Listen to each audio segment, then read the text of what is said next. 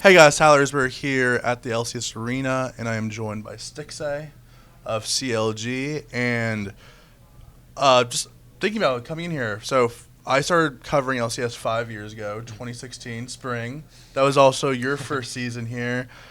Just looking back at it, this is your 5th year at the LCS. Just looking back on it, how have you changed as a person in the last 4 years of flying around the world? That's a good question. I think about this all the time, actually.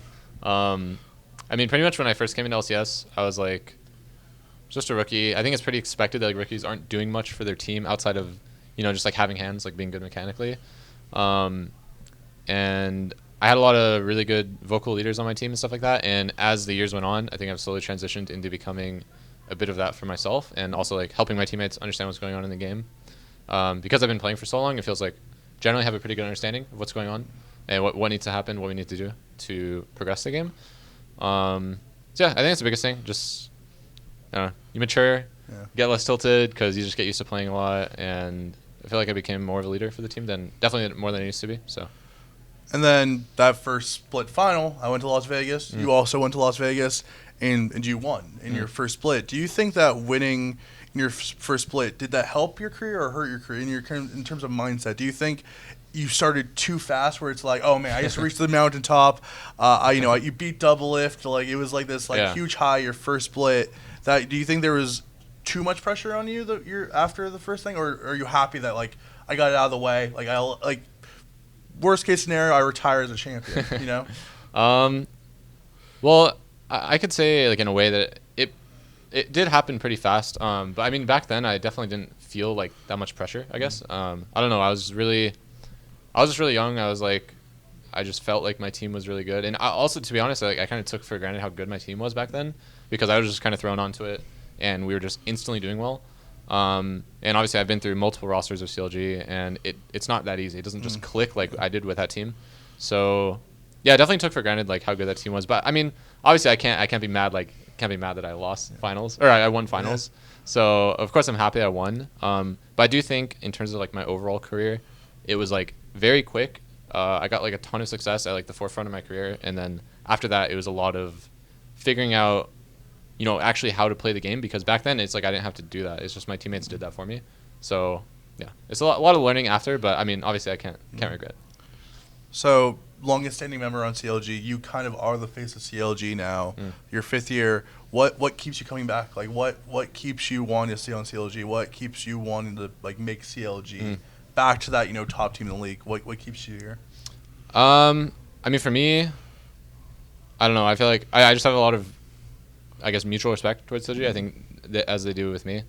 I think we trust in each other's like ideals and what we're aiming towards, and every year I feel like there's progression of, we're going towards the same thing. So naturally I'm just gonna keep coming back. To be honest, I have never explored my options. I've just always enjoyed being on CLG. I always liked what they're doing and what they're going for. So let's fast forward, 2020, and it's kind of like you're facing your old self. I mean, you have Aframu and then Johnson, who's in the position you were 5 years or 4 years ago with Aframu. How was going against him? Obviously, he got the better of you this time. But he has a lot of hype around him, kind of similar to you, where like he's this mechanical god, this like 3 accounts in top 10. How was it playing against him, and how do you think his future is going to go? If you have like 3 or 4 top 10 accounts in Challenger, even if it's North American solo queue, I still think that probably means you're a good player and you have some sort of recipe for success. And I also think Afro is someone who comes with kind of like a fresh mindset when he plays with a new player, and I think that's going to be really good for him. He tends to do really well when he has new players that he can kind of teach and make them play his game, and if they follow, then it's going to be good. As for Johnson, I think, obviously I can't tell too much from this game, but yeah, he should have a bright future. I think his team is good. So you actually think Dignitas is a good team? Do you think they could be top 6 playoffs? I could see that. Obviously, it's only game 1. It's hard to just put out like top 6 teams already. But just in terms of like their roster, I think that they have a lot of veterans who know how to play the game, or know how they want to play the game. So they should in theory do well. And as Johnson's kind of like the proxy past Stixxay, what advice would you give him if like he asked you, like, as a starting rookie player playing with Aframu, what advice would you give him, starting his career with Aframu as his starting bottom laner?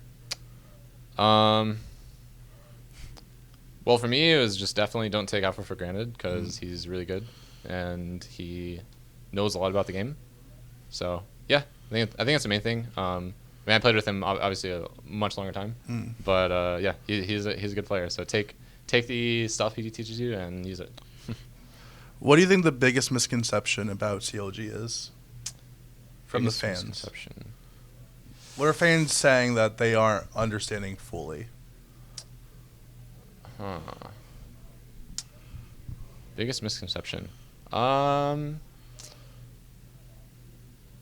Maybe that we're like a washed up kind of org. We're kind of like a player that's like played for like 5 years and then feels kind of like washed up, like, okay, this guy's gonna retire soon. But I feel like that's kind of like us as an org, or maybe how people view us as an org. But I definitely don't think that's the case. I think like, I don't know. Every year feels new to me. Obviously, like there's different rosters every year, and just doing the best with what we have. So.